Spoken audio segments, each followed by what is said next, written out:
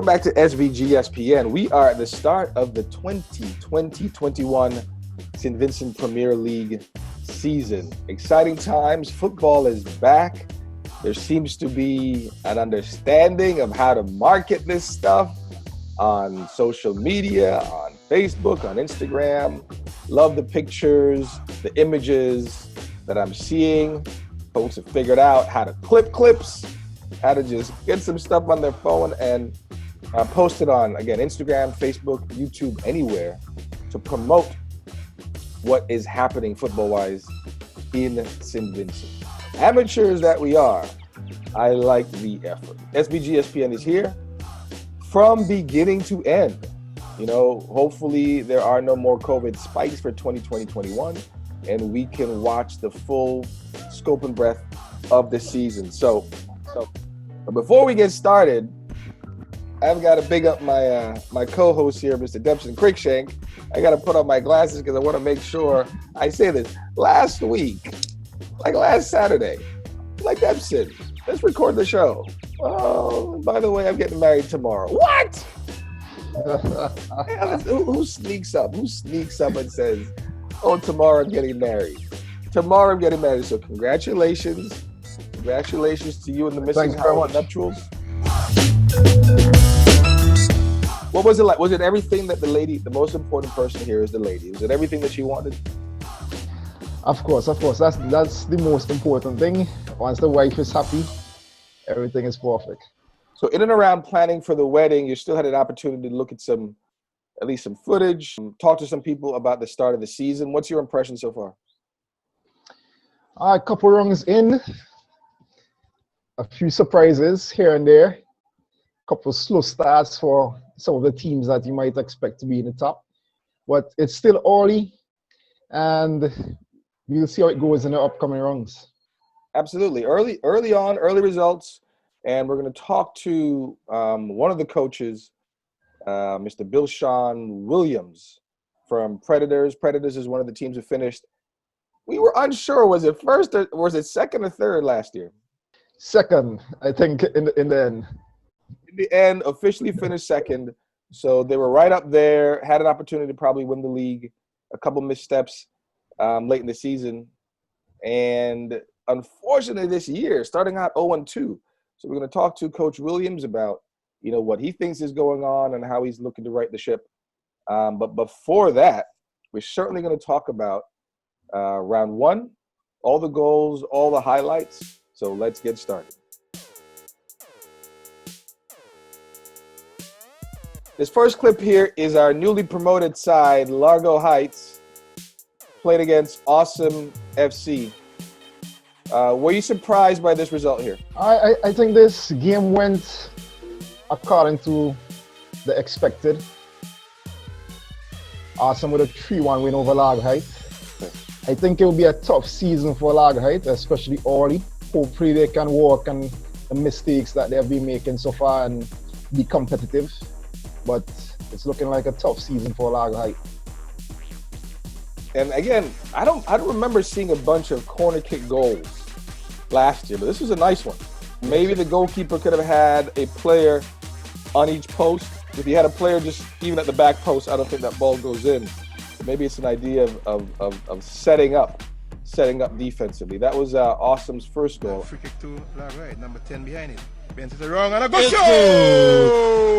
So the number 10 equalizes. This was a thing of beauty. What do we know about this gentleman here, Giovanni Johnson? So Giovanni Johnson, he represented the national team at under 20 level. The same squad with Travis Fraser and Gibson Francis. He's a good player. He has some ability. I hope that he can showcase his talent during the season.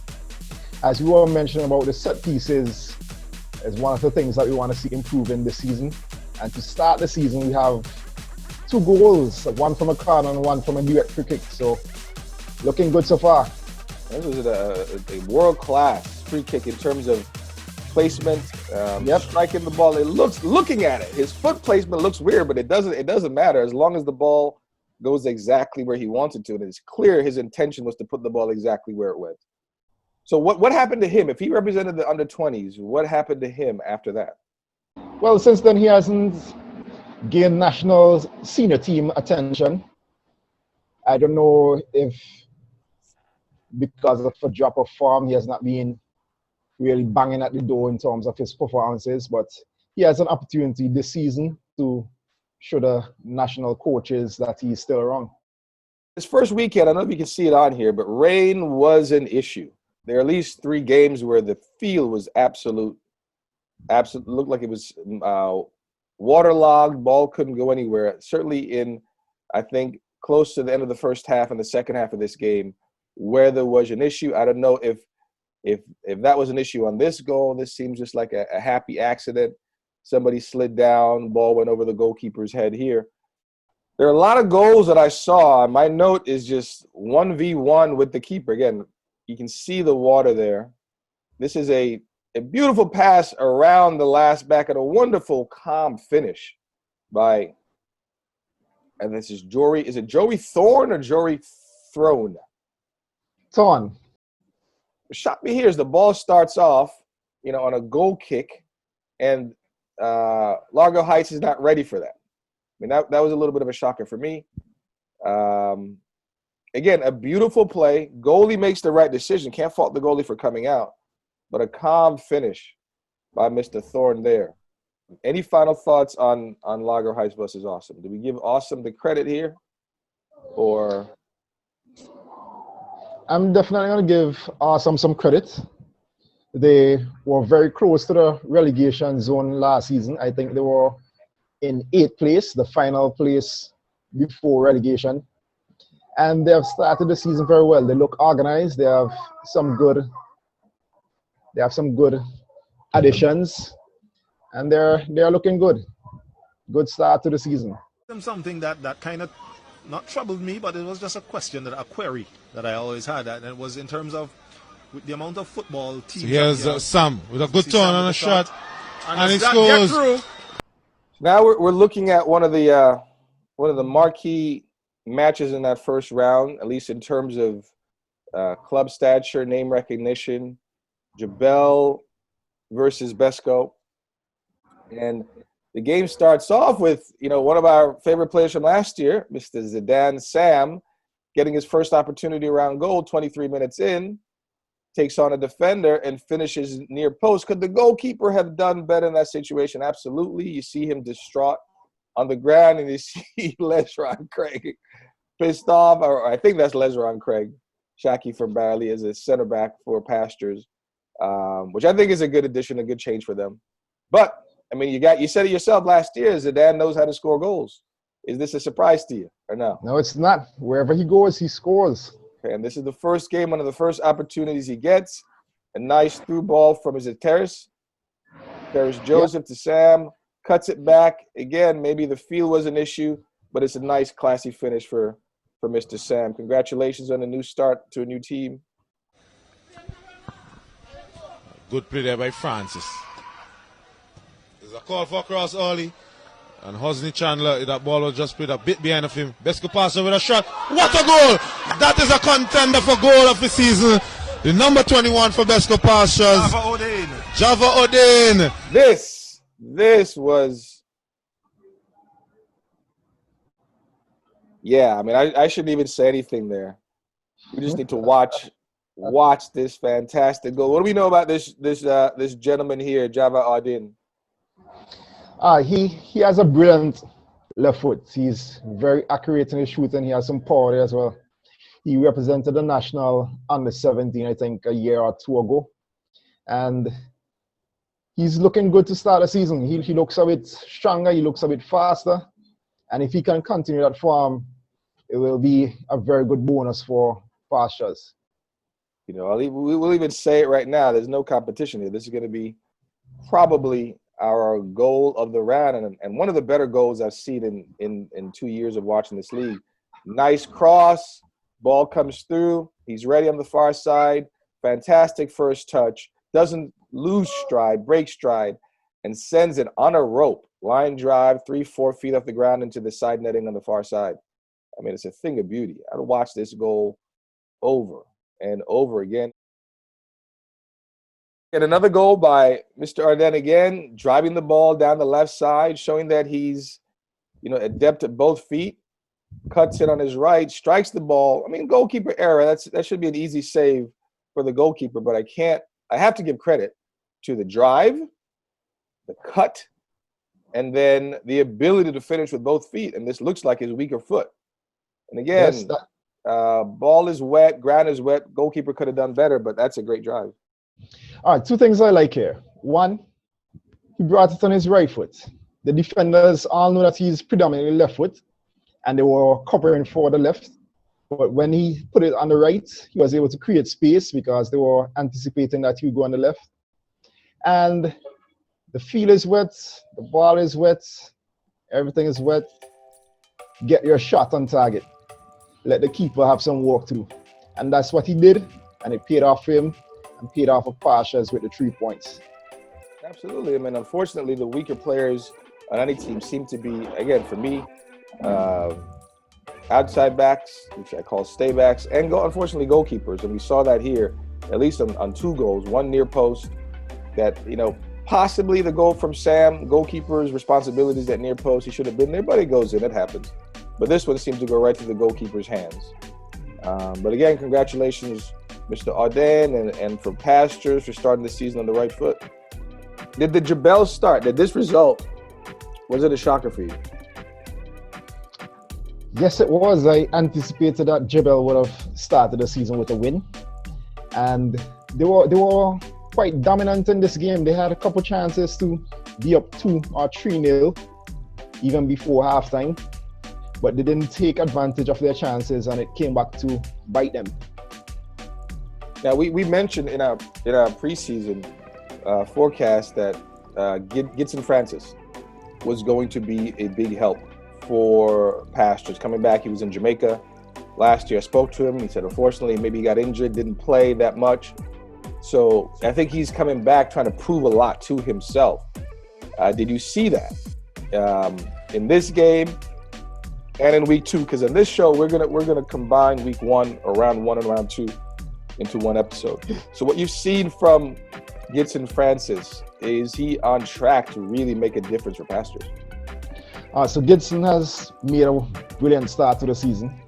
It's something that Pastures lacked last season, that creativity in the midfield.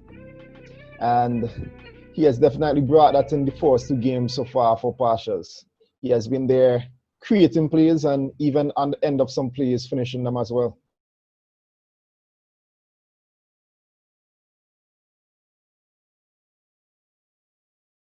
So again, Jebel was one of the teams that we were a little surprised by their results against Pastures. Also, this result was a bit of a shocker. This is Predators, who again finished second last year. One of the more organized teams. I don't know if that's saying a whole lot for the football that we watch, but one of the more organized, one of the more together teams, I thought last year, and we'll have again the Predators coach, Mr. Bishon Williams, on later to talk about their start to the season. After finishing well last year, they had a chance to play Sign Hill coming out of the gate. Sign Hill, good team, but not a team that we thought would be at the top of the league contending for a championship.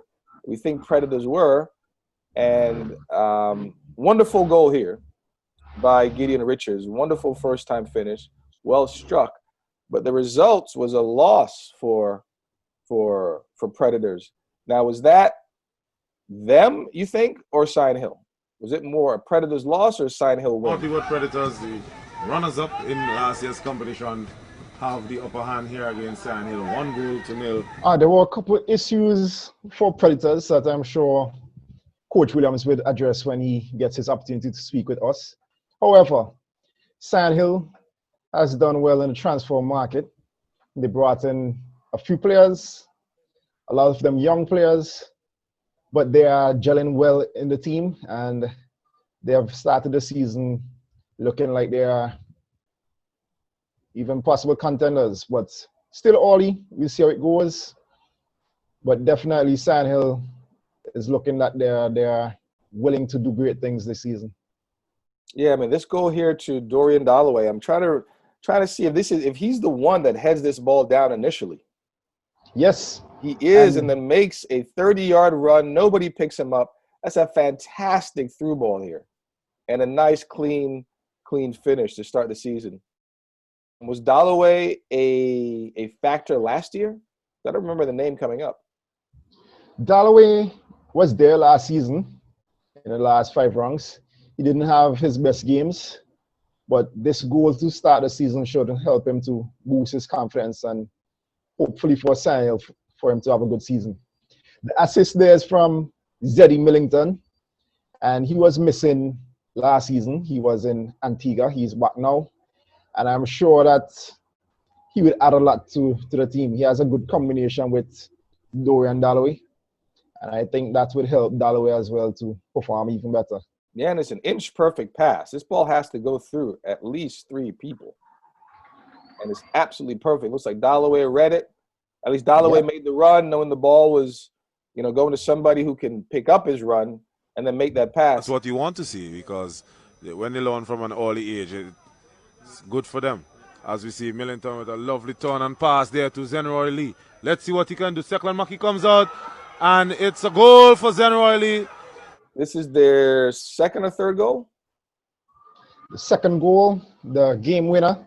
Again, another lovely pass in the build-up from Millington.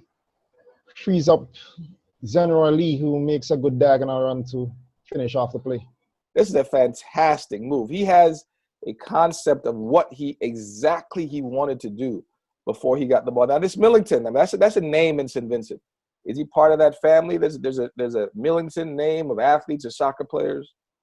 Yeah, he's part of that family. Okay. Is he getting looked for the national team as well? He has represented the national team before. He was in Antigua, I think, last season playing. So, good start to the season.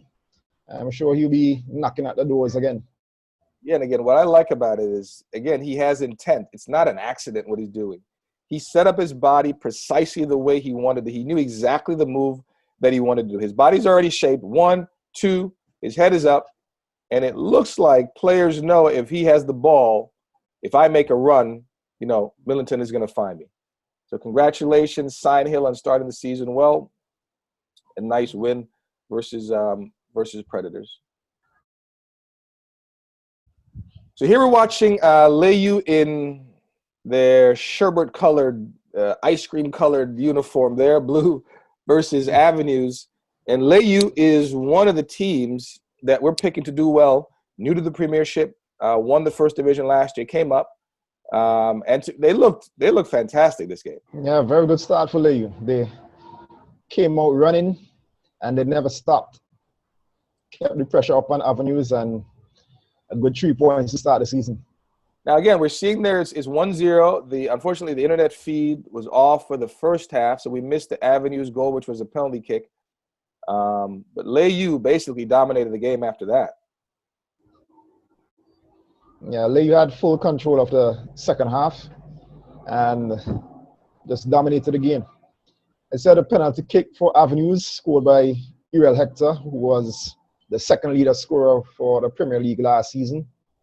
I think he has a scholarship, and he'll be going to study in January, I think. So congratulations to him. I'm trying to remember how many headers we saw last year. I don't think a lot. I remember the Souza's header on a free kick for Jabel. I remember Sign Hill, a game-winner header. But this one by Hendrickson to get Layou on the board was a fantastic finish. Again, love the run, and I love the early look. Look to the far side of the field. And he's got to make that run, and he connects very well. What do we know about Hendrickson here? Because he ends up getting a hat trick in this game.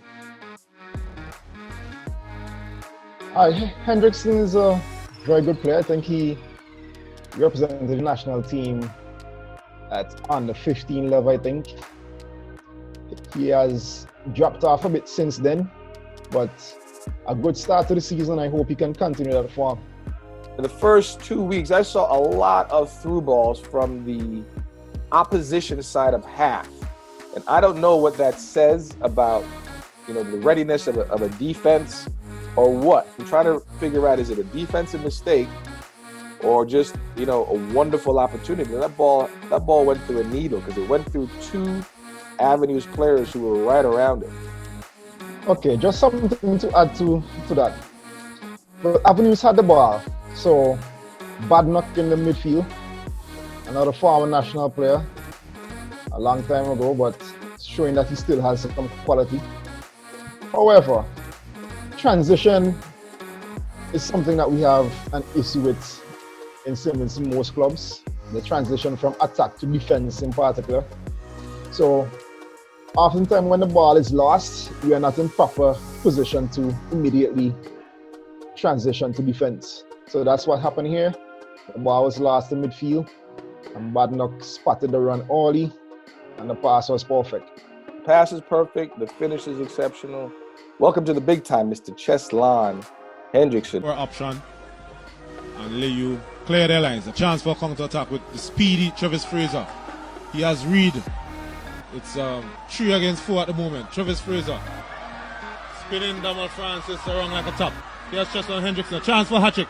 Slams it and he scores! And this is the guy that I'm waiting to see here. This is Travis Fraser.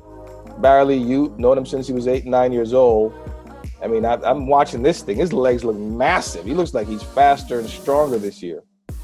Again, fantastic finish. But this acceleration, when Travis knows that the ball is about to go out of bounds, we're going to watch that again. There's a moment here of about 1.5 seconds, 2 seconds, where I almost don't see him because he seems to be moving so fast. There's a moment right about now when he thinks the ball is going out of bounds and he goes into an extra gear. That is remarkable. And then the composure, I think we saw a lot of this last year, at least in my opinion, where a good attacking player would get a ball and it would just be 1v1. I'm just going down the line and hope something happens. But the composure to, one, get the ball, get his head up, and notice there's somebody on the opposite side of the field. And again, something we keep talking about, and there's always going to be opportunity. I love the run from Hendrickson. He sees it, he sees the space, he attacks it, and the finish is high class. So I think you're right. Layou's got a chance. Layou has a chance, man. I know it's the first game, but I mean, and it's against Avenues. Maybe not the best team to judge yourself against, but the ideas that they have is pretty darn good. Yep. Just a little note on Hendrickson here as he completes the perfect hat-trick, one with his head, one with his right foot, and then the left foot to finish. Exactly, forgot about that. So, showing that he has some all-round finishing ability. And again, look out for Travis Fraser, man. This kid is going to, I think, light up this league this year. I didn't see a lot for Shamal Reed. A couple opportunities where he isolated him on the left side in the second half. But I think he's going to come into his own as well. Was Hendrickson the top scorer for the first division? I am not sure. I do not have that statistic on hand. But now here's Avenues with a chance. Doppel, the substitute. And one of the things that we want to see better is exactly what we talked about, that transition and the breakdown on defense. This is avoidable. I mean, those are the goals that we saw every single game last year. And I'm going to start pointing out goals that I think are avoidable. And this is one of them. We have 2 Layou players, nobody really talking. And then whoever that player is, he's hesitant. You have to be aggressive as a defender. You know, you can't wait for a ball to bounce. If the ball is in the air, you have to be the first to it. And again, this is just communication, miscommunication here. That could lead to a goal that's just so avoidable. I think it is one of the few breakdowns I saw with them, but I have to point it out because we don't want to see this. They're flat, first of all. I think in that situation, one center back could be deeper, maybe 5 yards, one attacking the ball and one covering. Because this is a nothing play that could end up costing you a game or costing you momentum that might lead to a loss. And it's so avoidable. So it's one of the things we want to certainly see avoided. None of these stupid mistakes. For the most part, and again, this was 75 minutes in. I think they were already up 2 or 3-1 here. But it's the poise from these young men. The ball is just being knocked around the field here. And I hear the announcers. It sounds like there's 2 new announcers this year. He had a couple new announcers for the season. Okay. I heard the announcers on a couple games, specifically the System 3 game. I can't remember if it was the first or second round, and actually it was a second round game. System 3 to me was knocking the ball around with ease. Hope was dropping back for the entire first half, playing a low block and allowing System 3 space. The announcers seemed to be like upset. They wanted excitement. Nah, keep the damn ball. We're not playing for the crowd. We're playing for the team. So, I mean, to me, this sequence here showing Layou, a bunch of young kids having the confidence to knock the ball around the field. Did they give it up there? Yeah, but they won it back. And I think I just like the idea, the attempt. Nobody's rushing. Everybody is relaxed. Again, maybe it's the beginning of the season. People are not in full shape. And I hope once they get in shape, everybody doesn't start that stupid running north and south. Knock the ball around the field. So, you know, commend them for having the poise and the confidence to do this. There's something I notice about a lot of players in St. Vincent, like this guy here. I mean, again, it doesn't really matter how you move as long as you get the job done. But for me, and the only word I can use is that they move very adroit. It's not fluid, if that makes any sense. Even Travis, there's not really a fluid running. The one player, and we're gonna see that looked to me like they just move with fluidity. I think from what I've seen, I think that number 10 from Sign Hill, but it's McBurnett. McBurnett is a revelation. McBurnett is moving with intention all the time. It's like he's in control and he knows what he's doing and everything seems fluid and it just moves like an athlete. Number 20 for Layou there. Again, it doesn't really matter as long as he gets it done. But it just seems stiff to me. I don't know if I'm being too critical, or is that something that you notice as well? Yeah, I'll agree with you there. And it comes from constant repetition. So you have that silky, right, smooth movement. But as you said, the most important thing is getting the job done. So Layou will be pleased with the start to the season, 3 points under the belt, and looking forward for more good things. And again, we missed the Avenues goal because of the feed, didn't get in the first half, but this was a nice attempt here. Second half, late in the game, 90th minute, ball gets played up. A wonderful adjustment by this player here. And a good reaction save by the Layou keeper. So, you know, I think it's going to be a tough road for Avenues. But, I mean, they didn't get relegated. They're still in the fight.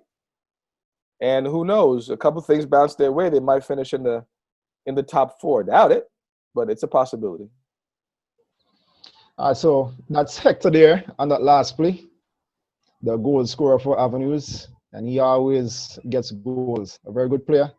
I hope that his experience at college in America would help him to improve even more.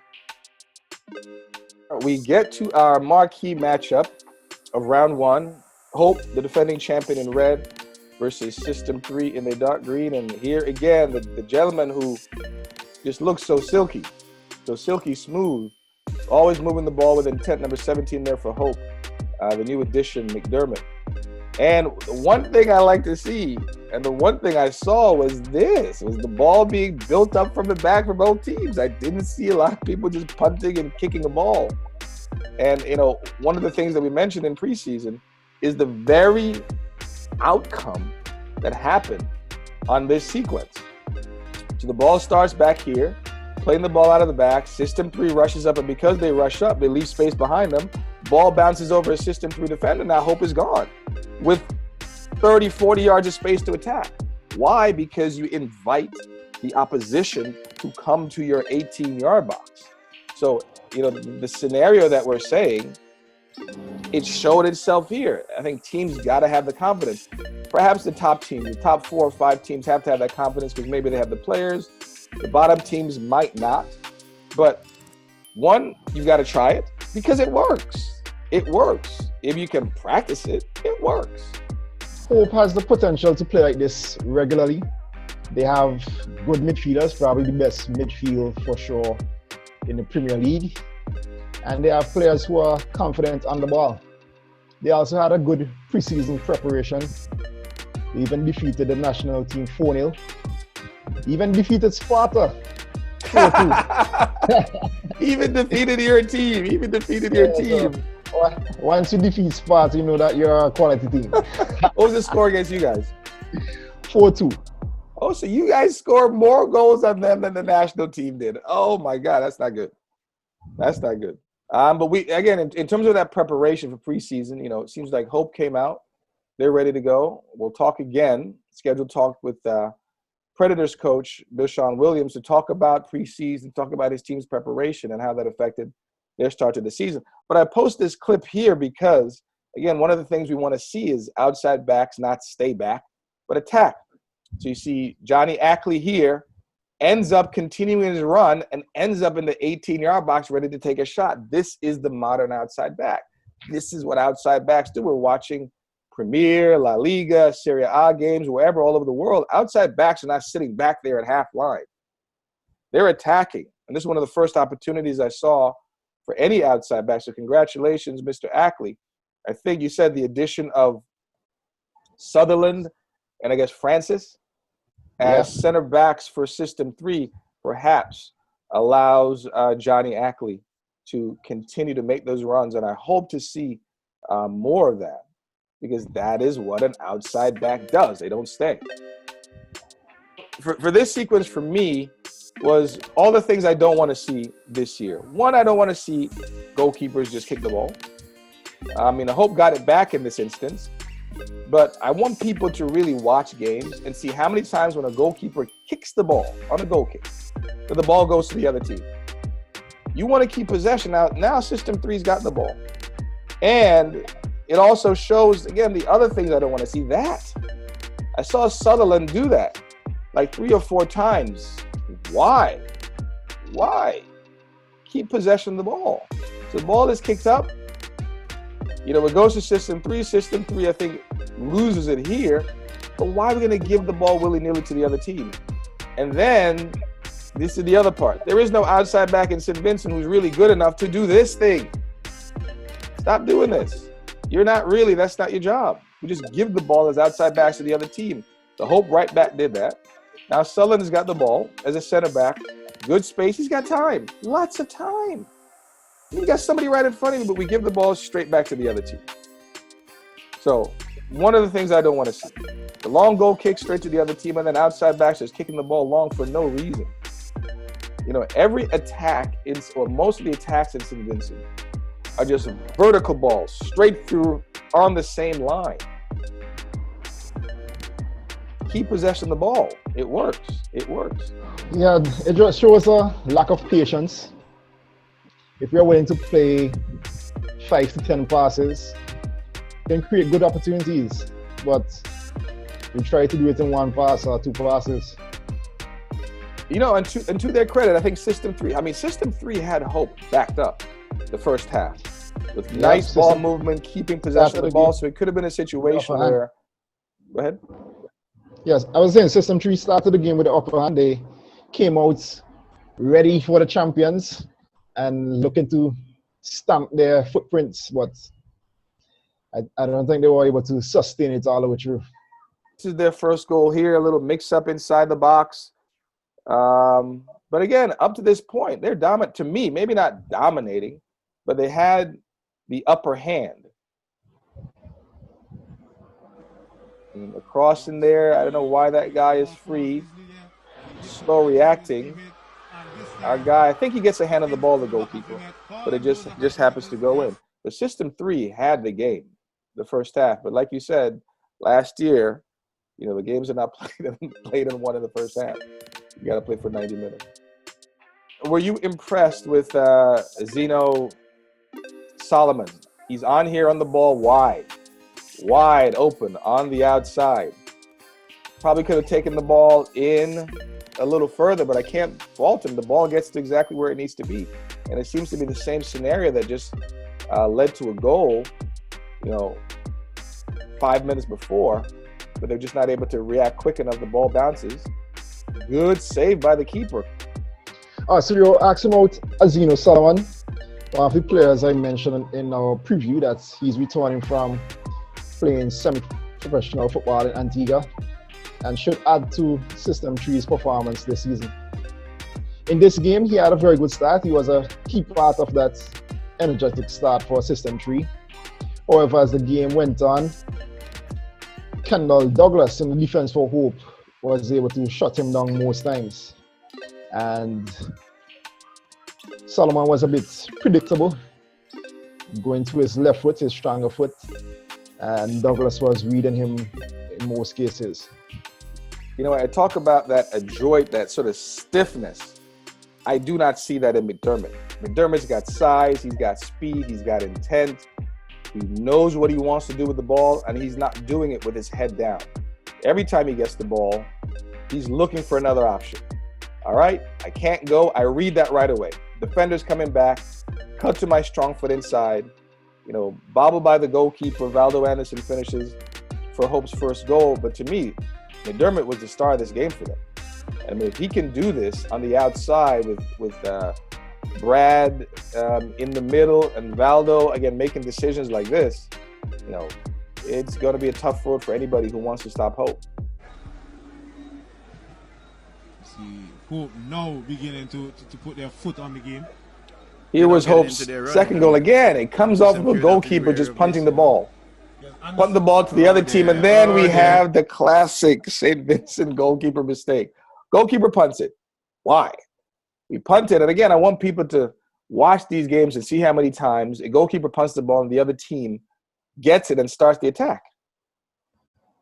Obviously, that can't happen. You know, I think that's Sutherland, back new with the team, and I know the goalkeeper's young, but somebody has to take charge there. And we talked about this last year. We talked about this in the preseason special. Somebody's got to take charge. Somebody's got to take charge in these situations. Because, again, we saw a goal like this every game, and they're wholly avoidable. They're all avoidable goals. For me, this is one of the things I'm looking forward to seeing, man. McDermott isolated 1v1 and just nicing up Johnny there. But, again, ball is on one side. I don't know who that is. I think that might be Brad. Gets the ball. Defenses collapse in the middle, leaving a dangerous player like this to go 1v1. And again, this is what I was hoping Jabel would be able to do with Terrace on the outside, but I didn't see situations like this enough. And this is what you want to see if the ball is moved around properly. You isolate your best 1v1 player, and you allow him to do this and to get the ball back in the box for runners who are coming in. But you've got to be able to suck the team to one side like they did the System 3 here. I mean, there's no reason for the best player in the field, and for me in this game, to have the opportunity to do that. But if you can move the ball around the correct way, it doesn't matter. You're going to create that situation to leave that guy out there to go and have a field day. And I'm looking forward to seeing him and Hope do this over and over and over again. Looking to whip it in. This time he goes to Terry Roberts. Terry Roberts plays it. Stopped there by Batiste. It was a good stop. Batiste comes out, fumblers, and it's a goal. This was Systems 3's, I think, second and last goal here. Goalkeeper bobble.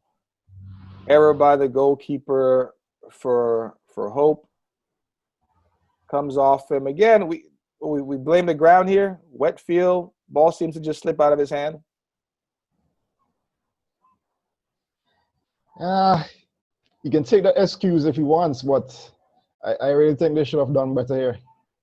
Well, it starts with me for the wall. Does Hope need 4 people on the wall there? There's nobody that's going to shoot the ball from out there. At least nobody in St. Vincent. Nobody is Dybala that can curl a ball from the end line into the goal, not that I've seen. So do they need 4 people on the wall there? That was the first thing. I probably wouldn't because of the angle and keep more people around. But it's a scramble. It happens. I think they're still matched up in the box. There's still enough Hope players. It's just one of those things that happen, unfortunately, I think. Now, scanning the field, we saw that the crowds were back.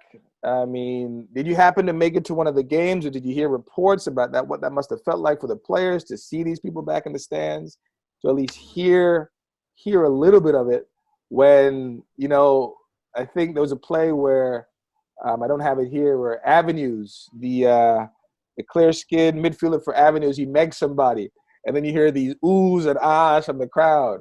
Or I think there's a time where McDermott he snaked through Johnny Ackley on the left side, and the crowd is reacting. I mean, if you listen to the game, did you hear the atmosphere? Was that a difference maker? Made it seem almost more natural, if you would? It definitely added to the atmosphere, and particularly on the opening nights where Hope played System 3 and Layou played Avenues, the crowd was out in their numbers. I was shocked at the amount of people that I saw in the stands behind the goal.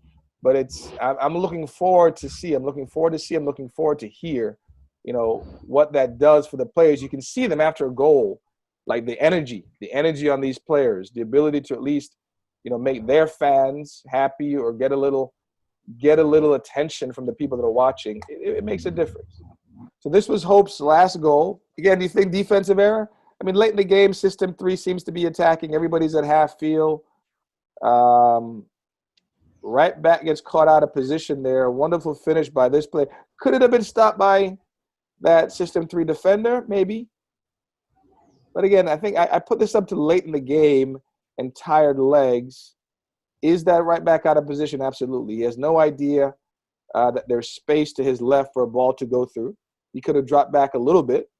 But, I mean, the game is essentially over. It was 3-2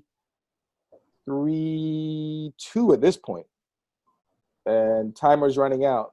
But a good finish. Again, you see a lot of these 1v1 opportunities for balls played on the other half of the field.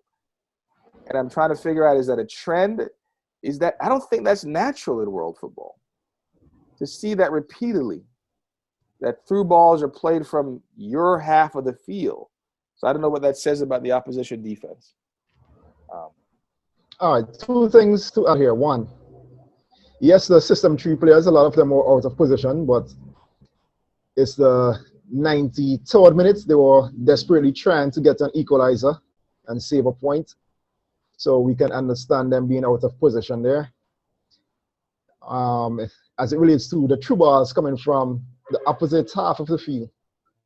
In this case, yes, as I said, they're desperately trying to get an equalizer late in the game. However, it's something that happens. And I think one of the reasons for that is that as clubs, we don't train in terms of our point of attack or point of pressing the ball. So we are usually a bit uncoordinated. A few players might be pressing at the top and pressing at the 18-yard box, and then the midfield is sleeping at the half line. We don't have that coordinated press where we understand, okay, we're going to start a press at the 18-yard box, we're going to start it at half line. So our lines between midfield, defense, and attack are closer and more compact. Usually we are just spread all over the place.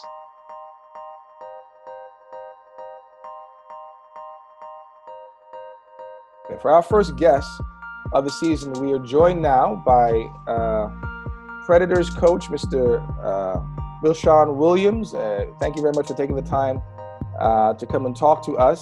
We want to do a better job this year of getting some of the players and some of the coaches so that we're not just the ones talking and analyzing. We want to get reactions from, people on the ground. Finished officially second last.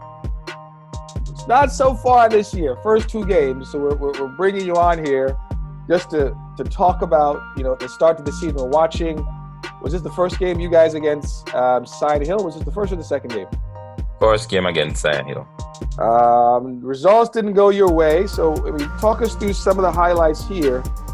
Some of the things that you saw, and then we'll go into, one of the things that Debson and I talk about, which is preparation, training, and you and I, Coach Williams, have mentioned a little bit that the preparation for the season, at least from your perspective, was not on the level that you would have liked it to be. What was the preseason preparation like, seeing that the team is now off to an 0-2 start? Preparation for us this year would have been slightly different. And I think, I don't want to make excuses, but it came down to crunch time, where after the COVID break and after the season finished, the previous season finished, a lot of leagues were given a small window. So we had to fight with participating in leagues, Village League included, which the Northwood League took place just before the National League started. And in my opinion, the leagues did us a little bit more harm than good.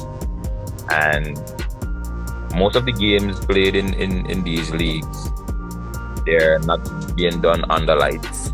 So, you know, what happens in these short days, the games played our maximum. So our players weren't getting enough active time in a game setting to really get to the level that we are accustomed to. In the previous years, what would have happened, we would have had at least 2 months to start our training, and we would have done so. I even tried to get our guys come to training before some of these same village games started, but I guess they were more committed towards playing the village games rather than preparing for the National Premier League, which I think the priorities were a bit mixed up there.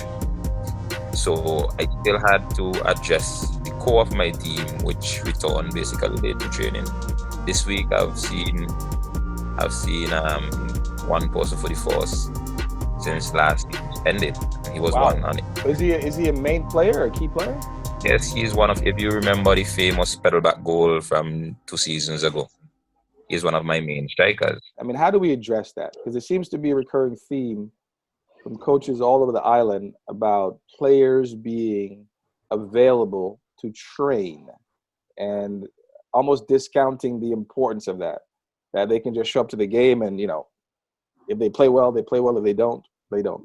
That's the attitude it seems to be. Yeah, well, we looked at some of the things that we wanted to see improve for the season.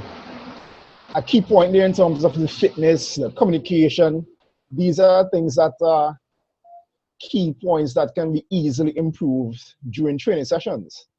And as Coach Williams outlined, a lot of our players would have their priorities mixed up, where they would rather play a game, have a sweat, than to put in the hard work on the training ground. As the saying goes, train hard, play easy. So it's a mindset, it's an attitude that we need to change in our players, and hopefully one day can, because you would see on a given team, you might see 4 or 5 players with the right attitude who are always willing to put in the work, but consistently to have an entire squad, 20, 30 players that understand the importance of training, understand the importance of putting in the work, even personal work. It's a problem for Sparta. Also, there's a problem for other organizations and clubs and even national teams. Now, in this game that we're watching, Bishon, this game here against Sign Hill, your first game, you were missing 2 key players, your two captains. How much, obviously, of a loss was that? I believe you're speaking of Small and Williams, right. Cortland. Right. Cortland would have been with us just 1 season ago. Right. I think it is a matter of him accepting or seeing himself as a leader and really accepting the Predators logo on his chest. And because he might be a little bit reluctant to how he deal with some of the players, because they probably might still see him as a newbie, which I myself, the very moment you sign for Predators, the very first time you put on the shirt as a Predator, you're no longer a newbie. You're one of us now. And I really hope that he could see himself as one of us. Whenever he's on the pitch, he's genuinely a leader, and there's no question about who leads the midfield when he's there. Small, on the other hand, Small came from the inception of Predators. I played with Small. Small and I played together when I started out. And he, just like Cortland, a natural leader on the pitch, calms things down. He keep the guys together. He's our coaches in our club coaching staff. So in moments when I cannot make it and my assistant cannot make it, Small will be one of the guys to take charge to run a session. So these two guys not on the pitch, or even not having a very good game or a good start, it will be problematic for us. So Debson, what was it that impressed you? Because you've been around, you've watched you're coaching young kids as well. Did you come up against Predators the last years, and what was it that impressed you in terms of their rise from first division up to the Premiership? Yeah, we played against Predators in the first year that Sparta played in the National Club Championship. That was a first division game, and Predators defeated us 2-0 in the quarterfinal, I think. Oh, it sounds like it still stings, Debson. It sounds like you're still thinking about it. Oh my God! It sounds like I can hear the anxiety in your voice. Yeah, so Predators are one of the reasons why we're not in the Premier League. Calm down. No fighting, fellas. Yeah, but in terms of my impression of the team, yes, a very well-organized team, and we looked at some of the downfalls that we see in some teams in terms of the organization and the structure.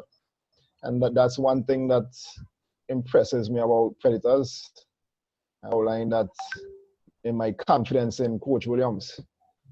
So once you maintain that structure, it's a rough start to the season so far. I know the injury factors and other issues in terms of getting squad players out, but I'm confident that Predators would overturn the rough start.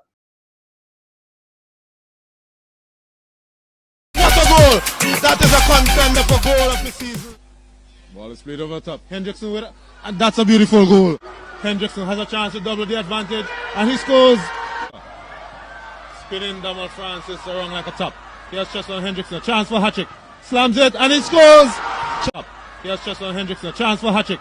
Slams it, and he scores. 3, 2, 1.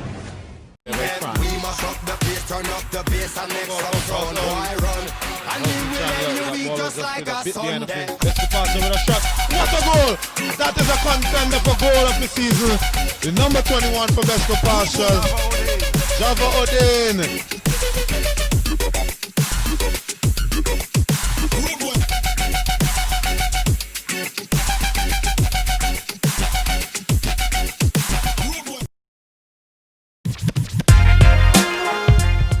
Again, we are starting the season off because the season is so long. Last year, we only caught 5 games. We did our show based on the last 5 games of the season.